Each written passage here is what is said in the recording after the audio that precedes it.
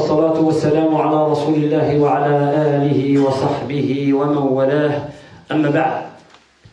Mes chers frères et sœurs, Allah subhanahu wa ta'ala, c'est lui qui nous a créés, c'est lui qui nous a fabriqués.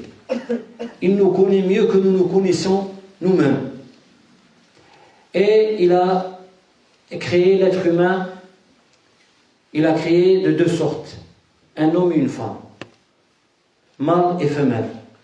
Il a d'autres créations où il n'y a pas de mâle et de femelle. Il a créé les anges, même bien avant nous, il n'y a pas de mâle et de femelle. Ils n'ont pas de descendance. Alors qu'il a décidé, subhanahu wa ta'ala, que l'être humain allait être mâle et femelle, et quand ils se rencontrent, il y a la possibilité qu'il y ait une descendance. Mais il nous a dicté que cette rencontre entre un homme et une femme, pour que Allah subhanahu wa ta'ala l'accepte et la bénit, il faut qu'elle passe par le sceau de ce qu'on appelle le contrat de mariage. Qu'Allah subhanahu wa ta'ala a nommé dans le Coran, il a dit, c'est une alliance, une énorme alliance, une alliance grande, une grande alliance, pour nous dire que ce n'est pas rien. Mais, voyez-vous, l'être humain, quand il a créé Allah subhanahu wa ta'ala, que ce soit l'homme ou la femme, chacun d'eux a une force quelque part et une autre faiblesse quelque part. Et la femme aussi, elle a une faiblesse quelque part et une force quelque part. Là où l'homme est fort, la femme est faible. Et là où la femme est forte, l'homme est faible. Et le fait qu'ils se rencontrent, la force de chacun va couvrir la faiblesse de l'autre. De sorte qu'ils vont s'attirer, et si ça se passe selon ce que veut Allah subhanahu wa ta'ala et son prophète sallallahu alayhi wa sallam, c'est là où on va y avoir la fondation d'un foyer d'islam, d'un foyer où il y a le bonheur, parce que chacun d'eux craint Allah subhanahu wa ta'ala. Chacun d'eux dit, moi si je suis injuste avec l'autre, Allah il va me le demander le jour du jugement dernier. Et vous voyez, même quand chacun d'eux craint Allah subhanahu wa ta'ala, il y a possibilité qu'au bout d'un moment, on se dit chacun à l'autre, c'est plus possible de vivre ensemble. On a vécu un moment ensemble, mais là c'est plus possible. Donc on divorce. C'est possible. Allah subhanahu wa ta'ala, vous savez, dans l'islam, le divorce est une institution, alors que dans le christianisme, à l'église, le divorce était interdit. Il n'y avait pas de possibilité de divorcer. Mais Allah sait que quelques-uns ne peuvent plus vivre ensemble. Il a instauré le divorce. Par contre, il a donné à l'homme, c'est lui qui dit je te divorce ou tu es divorcé. La femme n'a pas le droit de dire ça. Ça ne veut pas dire que la femme n'a pas le droit de divorcer. Attention, les gens, des fois, ils comprennent mal. Non, la femme a le droit de divorcer. Elle peut aller voir un juge, elle peut demander à l'annulation du mariage, elle a beaucoup de possibilités de divorcer. Mais c'est juste le fait de le dire. C'est à l'homme de le dire. Par contre, Allah subhanahu wa ta'ala, il ne lui a pas donné une autorisation absolue. C'est pas un jeu. C'est pas je rentre, je suis fatigué, elle me dit quelque chose, tu es divorcé. Non, c'est grave. C'est Allah qui a dit que c'était important, cette alliance. Donc tu dois regarder cette alliance comme étant importante. On ne peut défaire cette alliance qu'avec l'assentiment d'Allah subhanahu wa ta'ala. Et c'est pour ça que le divorce, normalement les musulmans apprennent avant de se marier comment il faut faire le contrat de mariage et tout. Mais ils n'apprennent rien pour divorcer. Et beaucoup, malheureusement, de nos frères et sœurs vivent ensemble depuis des années dans le haram. Pourquoi? Parce que le mari, il a dit 100 fois tu es divorcé. Et il pense que ça n'a pas d'importance. Non, Allah, il t'a dit 3 fois. Et c'est pas pour rien 3 fois. Regardez la sagesse de celui qui nous a créés. Il sait comment on est. Il t'a dit d'accord, tu es divorcé. Qu'est-ce qui se passe? C'est le premier, une fois. On reste ensemble. On est divorcé. On est séparés. Mais on reste ensemble. On n'a pas le droit de faire sortir la femme de la maison. Elle reste pendant 3 mois. Si 3 mois, ou alors 3 périodes de menstrues. Si, au bout de ces 3 mois, qui sont quand c'est 90 jours, quand même pratiquement, ça peut être plus. Si au milieu de ces 90 jours, on se dit, bon, on a fait une bêtise, on revient ensemble, il n'y a pas de problème. Par contre, si on dépasse cette période, la décision revient à la femme. C'est la femme qui décide de rester ou pas. Et si l'homme veut revenir dans le couple, il est obligé de refaire un nouveau contrat, de donner une nouvelle dot. Et la décision reste chez la femme. Elle accepte ou elle n'accepte pas. Si elle accepte de revenir, ils ont fait une fois. Il leur reste 2 fois, plutôt une fois. La deuxième fois, c'est pareil. Ou alors, on reste pendant 3 mois, ou 3 périodes de menstrues. Si on a dit une deuxième fois, tu es divorcé. Et pendant ces 3 mois, on essaye, ceux de l'extérieur aussi, essaye de faire en sorte de les réconcilier. Si on voit qu'il y a un intérêt à ce qu'ils reviennent ensemble. Et si au bout de 3 mois pareil, ils le font, il n'y a pas de nouveau contrat.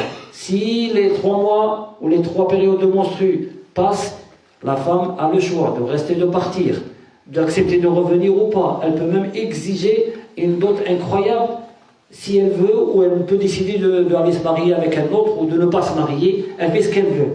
Elle n'est plus sous aucune autorité de son mari. Mais attention, là on peut revenir encore.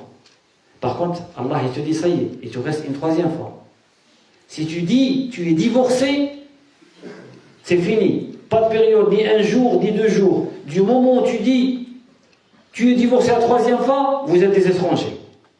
Elle ne peut même pas rester 1 minute avec toi. Et si jamais, au bout de quelque temps, tu dis ah, j'ai fait une bêtise, j'aimerais bien revenir, c'est plus possible. Tu peux faire tout ce que tu veux, c'est plus possible. La seule condition que ce soit possible, c'est qu'elle se marie, un vrai mariage, pas un mariage de complaisance. Elle se marie avec quelqu'un et qu'ils consomment leur mariage. Et si son mari meurt ou qu'il divorce d'elle, là tu peux revenir avec ton ancienne femme. Vous voyez, Allah, il a fait tout ça pourquoi? Pour qu'avant que tu dises 3e, tu te rends compte, tu te dis attends, moi si je dis tu es divorcé maintenant, il faut qu'elle aille se marier avec un autre homme. C'est pas facile. Et puis, cette autorisation qu'a donnée Allah subhanahu wa ta'ala, vous savez, le divorce en islam, quand tu l'apprends, tu sais que ça ne peut venir que d'Allah subhanahu wa ta'ala, que d'un créateur. Aucune loi au monde n'a pensé à ça. Allah, il a fait en sorte que quand le fait de divorcer, puisque c'est l'homme qui le dit, quand c'est facile pour lui, Allah il a interdit. Et quand c'est difficile pour lui, il l'a autorisé. Comment ça? Allah il t'a interdit de dire tu es divorcé à ta femme si elle est dans sa période de menstru. Pour beaucoup de choses, déjà les femmes quand elles sont dans cette période, en général, elle peut être énervée, elle peut être de mauvaise humeur et ainsi de suite. Il peut y arriver quelque chose, Allah te dit non, tu ne dis pas, tu es divorcé. Et aussi, parce que c'est plus facile que toi, pour toi. Elle est dans une période où tu ne l'attends pas, donc c'est plus facile pour toi de dire tu es divorcé. Deuxième, ça, ou alors après l'accouchement, c'est la même chose. La deuxième, ou la 3e où Allah subhanahu wa ta'ala te dit tu ne peux pas, tu n'as pas le droit de dire tu es divorcé, c'est quand après sa période de menstru, la période est finie et la femme elle va faire des grandes ablutions et il y a une relation entre toi et ta femme. Après cette relation, c'est interdit de dire tu es divorcé. Pourquoi? Parce que ce que tu voulais faire, tu l'as eu. C'est beaucoup plus facile pour toi de lui dire tu es divorcé. Si on saisit la sagesse de cette loi, et là où c'était permis de divorcer, c'est là où c'est le plus difficile. Quand ta femme est enceinte, tu peux divorcer. Et c'est très difficile de divorcer. Quand ta femme porte ton enfant, c'est très difficile de lui dire je divorce. Pareil, quand la femme, après une période de menstru, mais tu n'as pas encore eu de relation avec elle. Tu attends cette relation depuis un moment, tu ne peux. Quand elle se présente à toi, en général surtout l'homme, donc c'est très difficile pour lui de dire je divorce.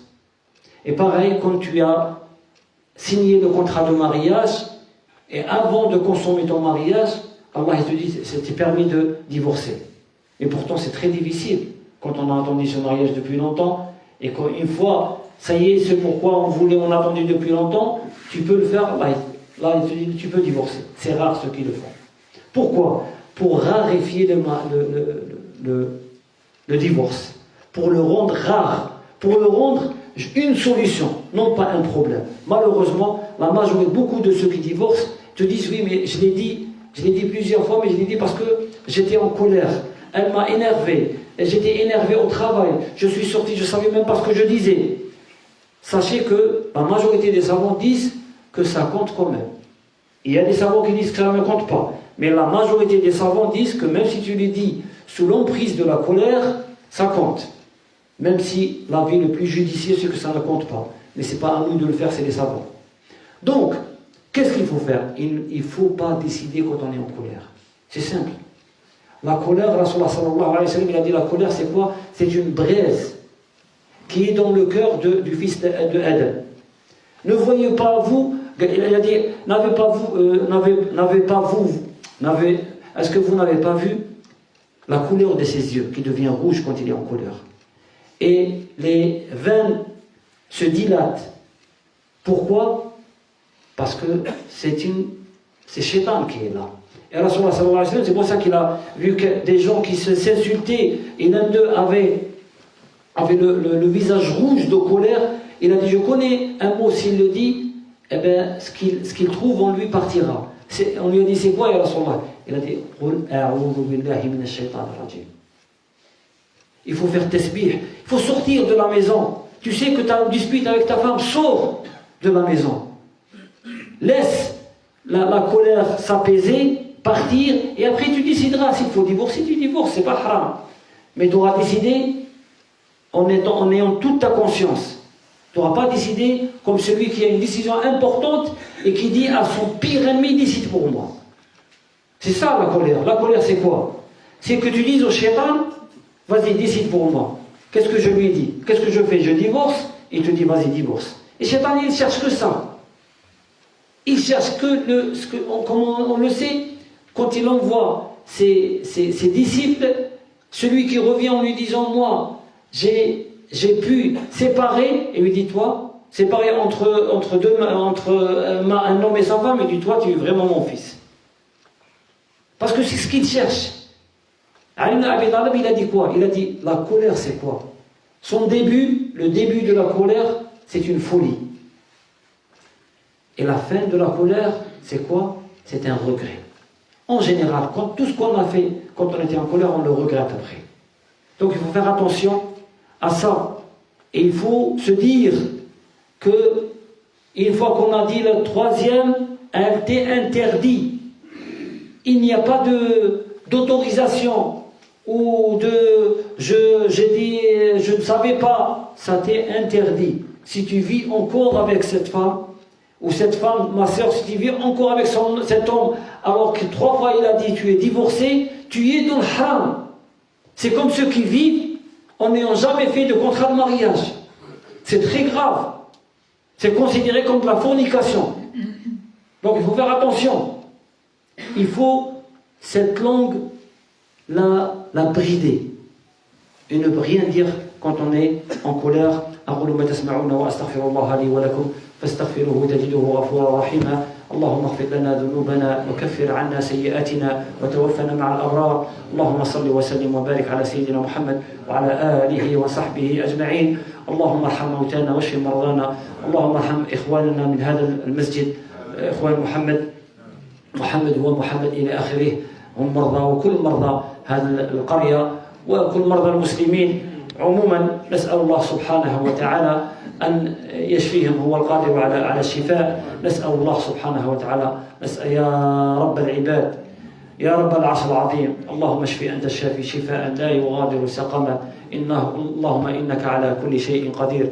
اللهم يا رب العالمين ارحم آباءنا وأمهاتنا وارحمهما واجعل قبور من توفيتهم منهم روضة من رياض الجنة يا رب العالمين، إنك على ذلك قدير. اللهم صل وسلم وبارك على سيدنا محمد وعلى آله وصحبه أجمعين. حاج بول.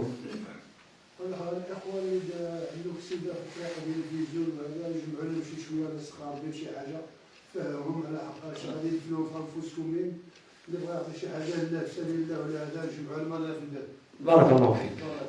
Barakallahu fik al-Hajj. Vous savez qu'il y a eu un accident des frères qui ont fait un accident. Et donc, le Hajj, je sais qu'on a déjà proposé dans le site, mais on va essayer de ramasser un petit peu pour eux, de faire une collecte pour eux, pour les aider, eux et leurs proches, inshallah. Donc, le Hajj, il vous dit qu'ils vont ramasser la sortie. Celui qui veut donner, fi sabilillah, celui qui ne peut pas donner, il fait dua. اللهم صل وسلم وبارك على سيدنا محمد وعلى آله وصحبه أجمعين والحمد لله رب العالمين.